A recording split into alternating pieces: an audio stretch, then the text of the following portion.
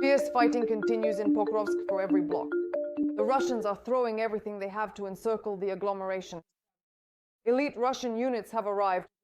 At the same time, the enemy's losses are simply colossal. The roads on the approaches to the city are literally strewn with the bodies of Russians. And the bodies of Russian soldiers that have been recovered are literally being stored by the Russian authorities at a meat processing plant near Mariupol. Meanwhile, the Defense Intelligence of Ukraine has shown unique footage of Ukrainian troops landing in Pokrovsk. Find out what's happening right now on this section of the front and what the soldiers are saying to each other. Watch right now. This is TSN News UAYE, Alina Torishin with you. Subscribe to our channel and give us a like. And now, let's get to the main story.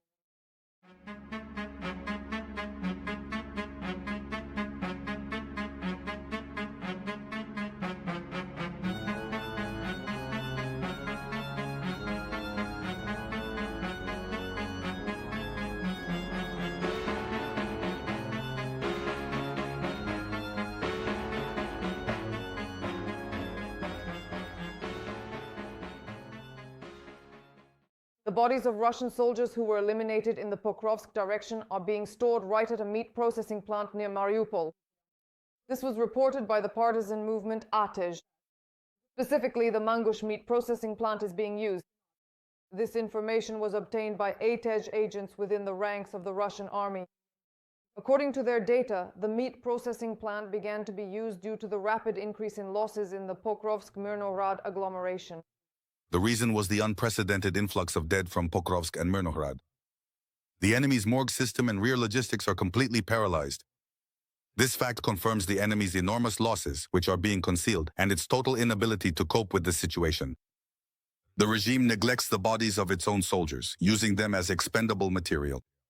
The GOR operation in the designated Pokrovsk area continues by the special unit of Timur of the Ukrainian GUR. Fierce battles with Russian occupiers are raging in one of the city's districts that is crucial for frontline logistics. After a successful airborne operation, additional special forces broke through a ground corridor and joined the GUR special operatives who had secured their designated positions. Combat operations continue, aimed at eliminating the enemy's attempts to expand their fire control over logistics in the GUR's area of responsibility.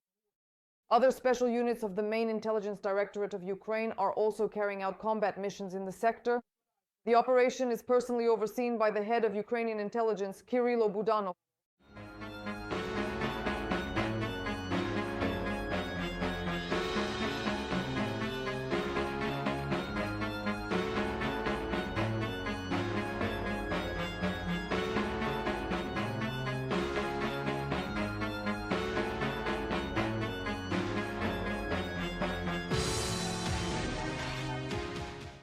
A serviceman of the 68th Separate Jaeger Brigade with the call sign Hus told Kiev 24 that the enemy is present in almost all neighborhoods and districts of Pokrovsk. The situation is unstable. Certain positions can change hands. According to the serviceman, at this point, it cannot be said that the enemy has any stable control over any part of the city.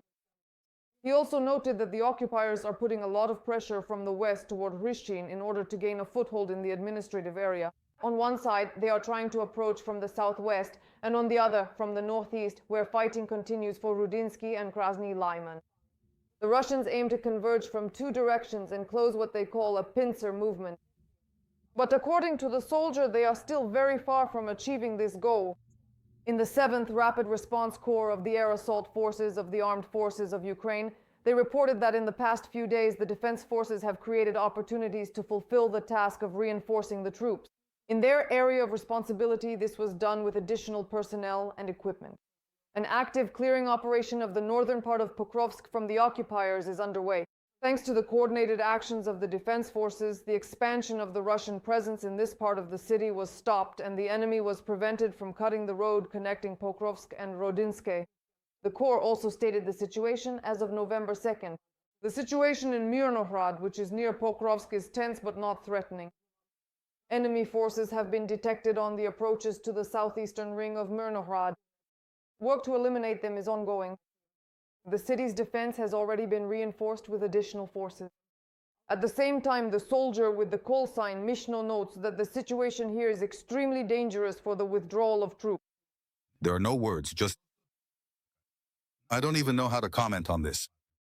I'll say just one thing. The situation is reminiscent of Suja when our Cossacks were withdrawing through a narrow bottleneck. I feel very sorry for the soldiers. Very much so. It hurts that right now they're feeding lies to the commanders, telling them everything is fine. Are you all kidding over there? Stop trying to calm people down. Stop feeding us crap on the news. I'm absolutely sick of it. You know what's most important? When the truth suddenly comes out and you all instantly believe it, but by then it will be impossible to bring the soldiers back. UAF veteran Mykola Melnik, on the air of Večeri Life, warned that in the near future the defense forces will likely have to withdraw from Mirnograd. According to him, the main thing right now is not to hold every patch of land, but to save the lives of the soldiers. Russian units are not abandoning their bridgehead near Rudinsk, and because of this, Ukrainian forces to the south are under threat. Pokrovsk and Mirnograd are effectively in a state of semi-encirclement. There is less than 4 kilometers left between the enemy from the north and the south. The situation there is on the verge of critical. A soldier with the call sign Mokhna also reports a worsening situation in Pokrovsk. The enemy has tightly focused on the city and is advancing from several strongholds at once, trying to close the ring around Ukrainian positions. According to Mokhna, the enemy has already taken over the territory of the Denisivsky plant, and now this area is in the red zone. In fact, the military adds the enemy is gradually biting off piece by piece, expanding its presence in the industrial part of the city. Additionally, there is a recorded appearance of new old enemy UAVs from units other than the Rubicon Center. Russian militants from the Judgment Day unit have also entered the battle. And this, Muchnoy emphasizes, is very bad. Through visual observation, it was possible to identify their activity in the area of the settlement of Rivne. There is information that they targeted a civilian. However, the very fact of their activity is a bad sign. They act harshly, without restraint, and brutally. There's no need to panic, but it's important to be extremely cautious, because they don't operate by the book. They act harshly and quickly. Overall, the situation in this direction remains critically tense. The enemy is methodically advancing, trying to finish off what is still holding on. Junior Sergeant of the Armed Forces of Ukraine, Mykola Rusetsky, with the call sign Molod, commented on the situation in the Pokrovsk direction as follows. Pokrovsk, Mirnograd. This has happened repeatedly already. Unfortunately, we win only in the number of enemies killed, but we lose land. They could have held on for more time, but they wouldn't trade time for life. Therefore, this is ordinary quantitative mathematics. There are more of them. The next constash ticks. Kramik Slavic. Military man Dmitry Babky, call sign Bien, reacts skeptically to calls to leave Pokrovsk and Mirnograd. He says that without replenishment of the army, no UAVs will hold the front. I have a question for the strategy and tactics experts who suggest immediately leaving Pokrovsk and Mirnograd, supposedly because our forces are threatened with encirclement. And then what? Prepared defensive lines again? Or is there, closer to Pavlograd, Dnipro, Dobropilya, a reinforcement waiting for us, eager to fight and just awaiting the order? What happens next, dear experts? Are we going to fight again in the open steppe with the same number of personnel? Do you think that will stop the enemy for long? There will be no immediate reinforcement of our infantry. No drones can hold the front right now. Don't you know what Budanov is doing in Pokrovsk? He's boosting morale by personal example. And the serviceman with the call sign Kayanin adds that there's a lot of manipulation going on around Pokrovsk. some are even spreading Russian maps or coloring the entire gray zone on deep state in red. Plus, they add a few more kilometers on top and present it all as the truth. But that's just not the case there. Assuming that enemy groups who have slipped into the city have automatically entrenched themselves, there is a huge mistake. They themselves don't even have logistics there. Essentially, what's happening is a fight over one huge gray zone, which is what Pokrovsk is right now. Neither side has proper logistics there. And the enemy groups in the northern, eastern, and partly western parts of the city are completely cut off from it and are in operational encirclement. Think before you post, rather than chasing hype. Meanwhile, the publication RBC Ukraine, citing sources, reports that the Russians want to capture the entire Donetsk region by the end of February. Apparently, the Kremlin has set this deadline.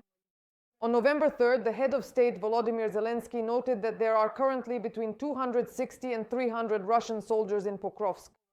The 425th Separate Assault Regiment is operating in the city. And in Kupiansk, Kharkiv region, up to 60 Russians remain in the city. The clearing operation continues.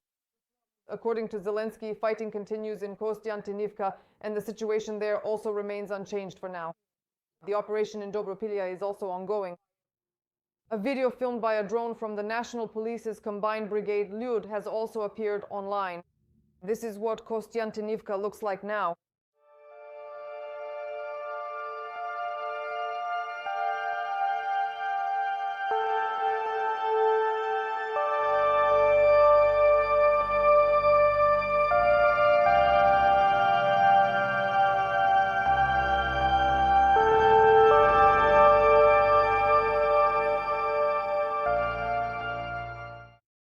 And Senior Lieutenant of the Defense Forces of Ukraine, callsign Alex, adds that in the Kostiantynivka direction, the enemy has significantly intensified the actions of its infantry assault group. The enemy is trying to infiltrate the city itself, and in some places they are succeeding. However, inside the city, the enemy is being destroyed, having no chance of survival. After all, the LBS is located at a certain distance from the city, and the fighting for Kostiantynivka is still ahead, says the serviceman. And what do you think? How will events on the front develop further? Write your thoughts to us under this video. It is important for us to hear from each of you. Stay with TSN.ua so you don't miss the main news. Take care of yourselves, support our defenders, and see you in the next episode.